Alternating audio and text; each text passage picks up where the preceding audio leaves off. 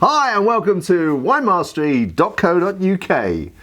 My name's John Lightfoot, your name is? John Murphy. Pleased to meet you. Pleased to meet you. It's been a pleasure.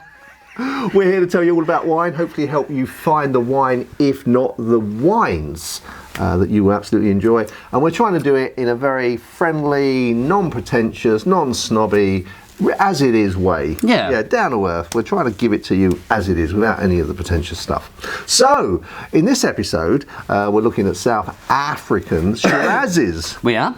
In the first part, we looked at a Shiraz that was organic. Yep. And now we're looking at one that isn't. Yes, we are. Okay, shall we get to see how that compares? I am gagging, John. Yeah, for the wine, John. For the wine. Right, so, whoa, that's a bit... I was always going to say dirty then. It's not sort of as bright and... Yeah, I see exactly what you mean. Sparkly as the... Yeah, the first one had that kind of very vibrant, we call it a kind of violet colour, didn't we? With a nice purple edge. This looks a little bit... almost deep, like blood red, rich blood, yeah. It's almost browny though, it's like dirty blood. It's probably... Is it called venal blood rather than arterial blood? Oh, I don't know. This is...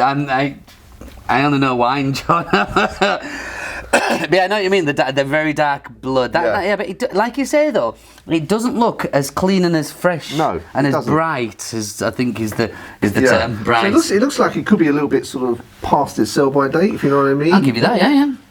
Like a little bit faded, a little bit jaded.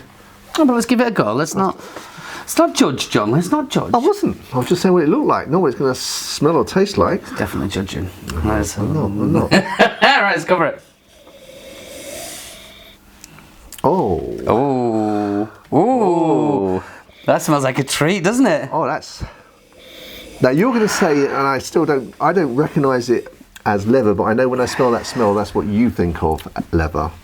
Well, John, yes, you're right. It does have, for me, that kind of leathery, almost Rioja style, leather and oak. And I'm pretty sure I've set you on the wrong path there, because I think it is that woody oaky smell, which in my mind I put across as leather.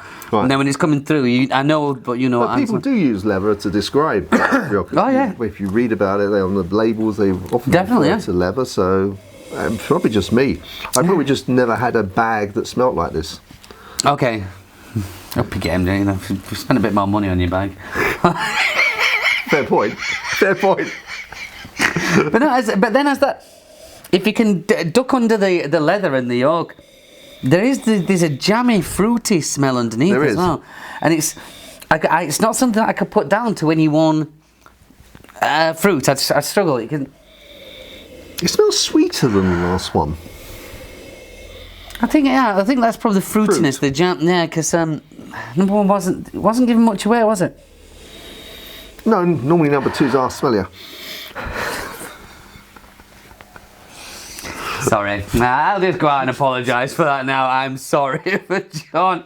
But no, I think the first one, they were very keen on the cherry, and the cherry, that's all you got, and you couldn't get anything more. Yeah. This is a little bit more complex. Yeah. Anyway, let's see, have a little taste. I'm dying to. Let's go for it. Ooh.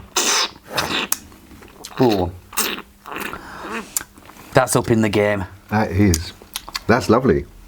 That is a good example of, on a back-to-back, so the difference. Because if I took that first glass of Shiraz, I think, oh no, I don't think I'm particularly into Shiraz. I don't particularly, it's okay, but I'm not into it.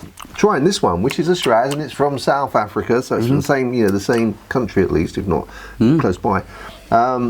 And it's like completely changed the opinion of what I think about it. Because it is and this is why the wine world is a bit of a minefield in that, exactly what you've just said there. Two Shiraz from the same country, tasting completely different. One that you could take or leave, and one which I definitely would absolutely adore. Yeah, I think the thing we said about the other one is it isn't one that you'd want to smell and take slowly. It's one that, at a party you just drink while you're talking to someone. But this is actually one that I would just be able to sit at home with a book or whatever and just. Yeah, that is your leather wing back, good book, a bottle or two, depending on the evening, of that, and you could just. We forget all the little pleasures, don't we? We do. And And as I'm standing here smelling and drinking this, John, I'm thinking to myself, in back of my mind, although I'm thinking, you know what I'm going to do tonight? I'm going to polish off this bottle, sat in the gentleman's room with a good book. And any cheese? Possibly. Let me think what I'd put. Munster. I'd put a bit of Munster. Oh, but I do like Munster. Yeah, so that's... You sorted this That's evening. my plan for the evening. But no, even as we're going through it, you can taste the juiciness again of it. Yeah. The tannins are quite apparent, but it's well balanced. It's good. It's giving it structure. So although the tannins are there, you know, but even now the length on there, it's still there. And as it's coming through, you can taste it. Because as I'm talking, I'm just thinking it's really creamy as well. It's really kind of, it has a much better mouthfeel. The other one, remember, thin. We said one of the things we said was thin, so almost like a juice. You know, just go for it. This just sits there, like just much better mouthfeel on it. Yeah, and you mentioned the tannins. I really, until you mentioned it, I hadn't really noticed the tannins. And then when you said tannins, I went, oh, can I? Oh, yeah, I can, but literally only just. I mean, it's very well balanced from that perspective. Yeah, because the tannins in a bigger wine like this do have to stand up for themselves, and they do. But it's what's described as well balanced. The winemaker's skill. Their skill is just making sure that it is well balanced, and that is what I would call a very well balanced wine. Yeah, absolutely. Do you know how old it is? You can find out. It is 2016. 2016. Okay. So it's a little bit older than, it's not sort of straight, yeah. We're in 2019, so 2016, of course 2016 South Africa would be harvesting around about March time. Whoa. Who is this? Where's the real John? What's going on? No, I was just thinking that'd be the end of their summer, so... I didn't know that, John. Well, of course, it's Southern Hemisphere, isn't it? So they have their winter when we have our summer, and Vicky Verky. Okay, go on. No. So what I was thinking is, so that's like early on in the year, so it's not sort of late in the year, so it's had a fair while to... I don't know if that's having an effect, but it might be the reason its colour was a bit light. Well, the longer it's spent in the oakum thing, obviously the softer it becomes, and more complex, even. That's a general rule of thumb. Because the year relates to when the grape was picked, doesn't it? Not when it was bottled. That's right, yes. Yeah.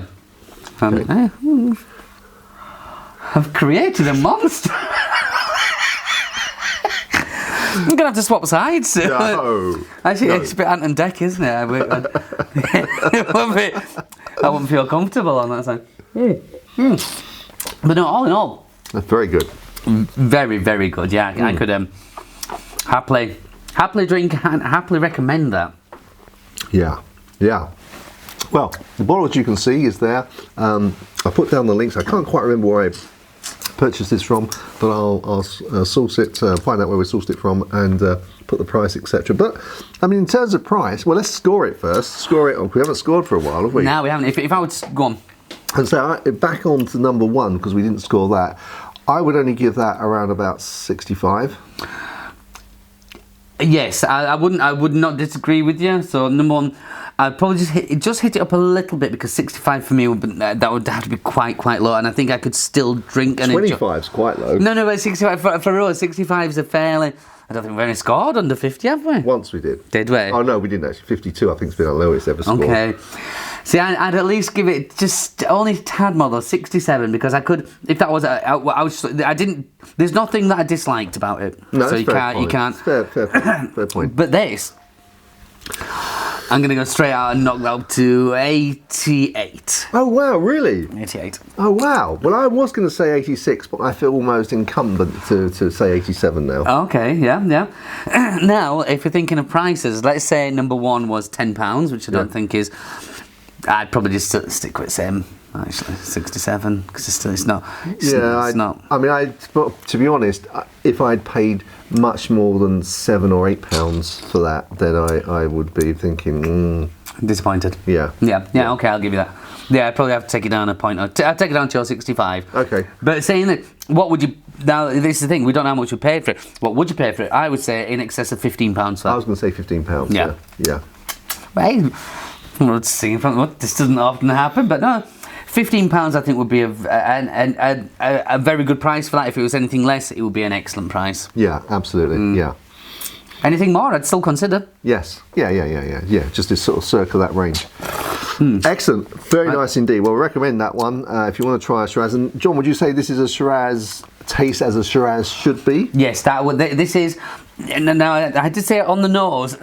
It's very leathery, and you would usually with the Shiraz, I would expect more kind of jammy or fruity things to come on the nose. It did towards the very end, but for me the predominant nosing thing there was the leather, and that would throw me a little bit. Even on a blind tasting, yeah, it would throw me quite a lot with that. So I'm not going to say it's the perfect kind of stereotypical nose for a Shiraz. The flavour, yes. The nose, no. Okay. But I guess, you know, in terms of... that's what we've said before, haven't we? That it's that oaky, so it's very difficult if you've got something that's got quite a bit of oak in it, because that you relate that to Rioja. It's very easy to get confused. Yeah. To make you think, especially if you're beginning on your journey, like what I am. Like what I am. No, but you recognise it. But as you said, it would make it a tad difficult. But again, this is the fun. This is the fun. Of drinking wine. Fantastic. Well, okay. Big recommendation there. And we look forward to coming across some more that we can recommend. Until then, see you later. Chin chin.